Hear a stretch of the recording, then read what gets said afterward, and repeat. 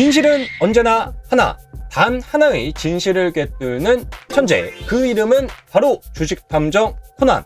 네, 안녕하세요. 주식탐정 코난입니다. 앞으로 여러분들과 함께 여러 주식 사건을 파헤쳐 볼 건데요. 긴 여정 함께하고 싶으신 분들은 구독, 좋아요 한 번씩 눌러주시면 감사하겠습니다. 자, 그러면 오늘 첫 번째 사건 시작해 보도록 하겠습니다. 이번 사건은 인지수사로 진행이 되는데요. 오늘 사건, 네이버 폭등장에서 왜 폭락했나입니다.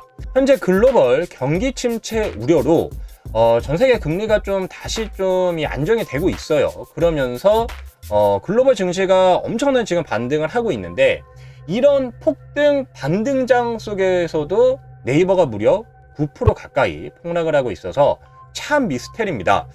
네이버 주가를 하락시키는 범인은 무엇이며 또 어떻게 대응해야 될지 함께 알아봅시다.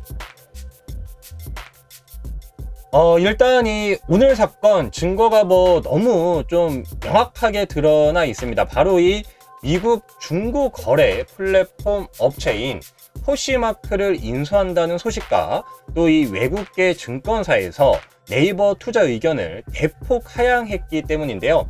일단 첫 번째 증거인 포시마크 인수부터 좀 보도록 하겠습니다. 이 포시마크가 뭐야? 예, 저도 이 포시마크 잘 몰랐는데요. 포시마크는 이 북미 최대 패션 플랫폼 업체로서 네이버가 이 미국 시장에 진출할 수 있는 어떤 교두보를 마련할 수 있기에, 저는 솔직히 이게 왜 주가를 끌어내리는 이유가 되는지 되게 좀 의아했고요. 아마 여러분들도 많이 좀 의아하셨을 것 같습니다. 솔직하게 저도 잘 모르겠습니다. 예. 15% 정도 프리미엄을 주고 이거를 비싸게 좀 사왔다라고 해도, 원래 M&A를 할 때 프리미엄을 주고 사오는 게 일반적이고요. 최근 이 롯데케미칼 같은 경우에 동박업체인 일진 머티리얼즈를 또 인수를 했는데, 이게 시가 대비 40% 비싸게 샀다는 소식에 또 급락을 했죠. 그러면 15% 정도만 프리미엄을 주고 샀다라고 하면은 사실 좀 굉장히 양호한 편 아닌가 싶은데, 솔직히 이 정도로 급락할 이슈인가? 저는 개인적으로 잘 모르겠습니다. 근데 이제 굳이 좀 떨어진 이유를 좀 만들어 보자면, 이 포시마크가 현재 이제 적자 전환이 됐거든요. 그래서 그런가? 좀 이제 그런 부분도 생각은 해봤어요. 그런데 2021년 이 매출액이 3.2억 달러입니다. 이게 이제 전년 동기 대비로는 25%가량 급증을 했고요. 현재 이 물가 상승으로 인해서 사실 경기 침체 우려도 있고 하다 보니까, 저는 이러한 어떤 중고거래 좀 더 활성화될 수 있다는 점을 감안하면 오히려 주가가 좀 많이 빠져서 저렴해진 그런 이제 상황에서 정말 싸게 이 기업 인수를 줍줍한 게 아닌가 좀 싶고요. 이 포시마크에 대해서 좀 잘 모르시는 분들이 많으실 텐데, 저도 사실 잘 몰랐습니다. 근데 좀 검색을 하고 정보를 좀 모아보니까, 우리나라 이 당근마켓이랑 이 인스타그램을 합쳐놓은 것으로 좀 이해를 하시면 가장 적절하지 않을까, 그런 생각이 좀 듭니다. 그러니까 이 당근마켓처럼 중고거래를 하는데, 여기에다가 이제 소셜이라는 것을 입힌 것이죠. 그래서 당근처럼 이 판매 제품만 심플하게 올리는 것이 아니라 SNS처럼 좀 꾸며 놓을 수가 있습니다. 그래서 이 자신의 일상생활 같은 것도 좀 업로드가 되고, 이 판매자의 출신 대학이나 배송 주기, 여러 좀 다양한 정보를 알 수 있다라고 해요. 그러니까 당근에도 온도라는 그런 이제 기능이 있는데, 저희 그 어머니께서도 이 온도가 100도거든요. 당근 정말 열심히 하십니다. 그래서 저는 처음에 오늘 이 포시마크 인수, 미국의 당근마켓 이야기를 들었을 때, 이거 괜찮겠다. 오히려 네이버 많이 오르겠다라고 봤는데, 이제 많이 오르겠다라고 봤는데 급락을 하고 있는 거예요. 그래서, 이게 무슨 일이지? 좀 이제 그런 생각이 좀 들었고, 소셜 기능을 좀 입히다 보니까 이 판매자의 어떤 팔로우 수가 나옵니다. 그래서 유명한 이 판매자의 경우 그 수가 좀 엄청나다라고 해요. 우리나라 인구보다 많은 7천만 명의 그런 이제 회원수를 보유를 하고 있는 미국 최대의 패션 플랫폼 중고업체를 2조 조금 넘는 가격에 샀으면 저는 좀 상당히 저렴한 게 좀 이렇게 산 게 아닌가 싶은데 다소 좀 의아한 부분이 있습니다. 뭐 그래도 굳이 또 떨어진 이유를 만들어 보자면 이게 당근마켓과 인스타그램을 좀 합쳐놓은 그런 이제 사업 모델이라고 앞서 좀 말씀을 드렸는데, 인스타그램에서도 이 중고 판매가 이루어지잖아요. 이 풀리라는 단어를 앞에 붙여가지고 검색을 하면 중고 상품이 나오는데, 그러면 이 인스타그램과 라이벌 관계에 있고 당연히 이 글로벌 거대 IT 기업과는 상대가 되지 않을 테니까 이거 떨어지는 건가? 그렇게 좀 생각을 해볼 수도 있겠습니다.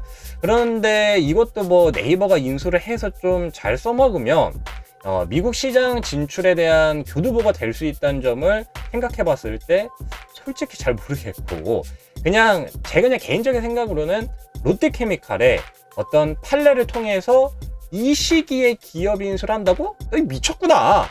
그렇게 확 때려버리는 것 같습니다. 그래서 저는 여러분들께 한번 여쭤보고 싶은 게, 여러분들이 만약에 IMF대로 돌아가신다고 하면은 강남에 집을 안 사셨겠나요? 거의 다 풀 대출 땡겨서 사셨겠죠. 작년에 이 포시마크가 신규 상장했을 때 100불 했거든요. 근데 지금 이게 10불대로 내려왔습니다. 이렇게 쌀 때 기업을 사는 게 과연 나쁠까? 저는 오히려 더 좋은 게 아닌가, 그렇게 이제 생각이 들고요. 두 번째 증거는 외국계 증권사들의 좀 다소 부정적인 그런 보고서입니다. 저는 이제 개인적으로 이 영향이 더 좀 큰 것 같은데, 일단 시티 글로벌 마켓 증권에서 네이버 투자 의견을 대폭 좀 하락을 시켰어요.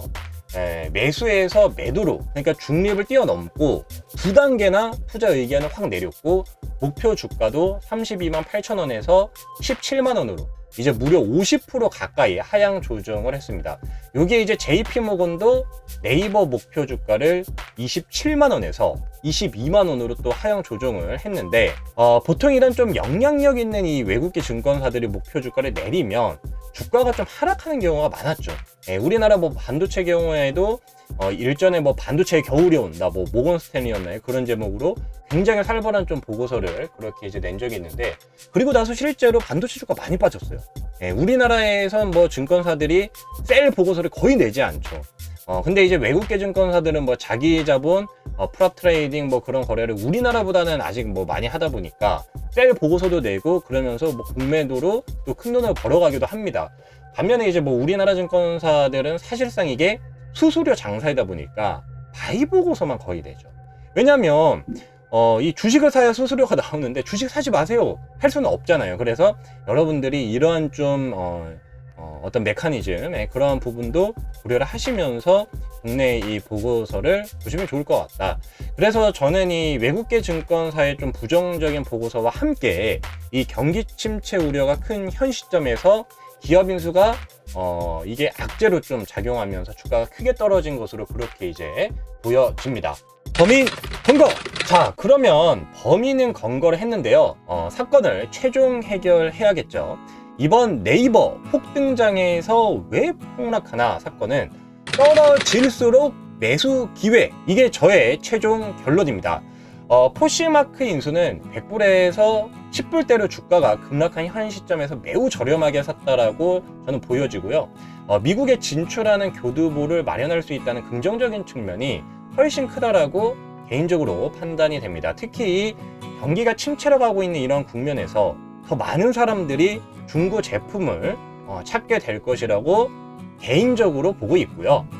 마치 이 2차 전지 뭐 폐배터리랑 그런 이제 비슷한 느낌인데, 그리고 이 외국계 증권사의 셀 보고서는 늘상 있었던 일입니다. 현재 이제 주가가 많이 빠진 이러한 이제 시점에서 여타 기술주들이 크게 반등을 하고 있기 때문에 국내 최고의 기술주 중 하나라고 볼 수 있는 굴지 IT 기업인 네이버만 소외되긴 힘들다는 게 오늘 주식 탐정 코난의 판단입니다. 사건 해결!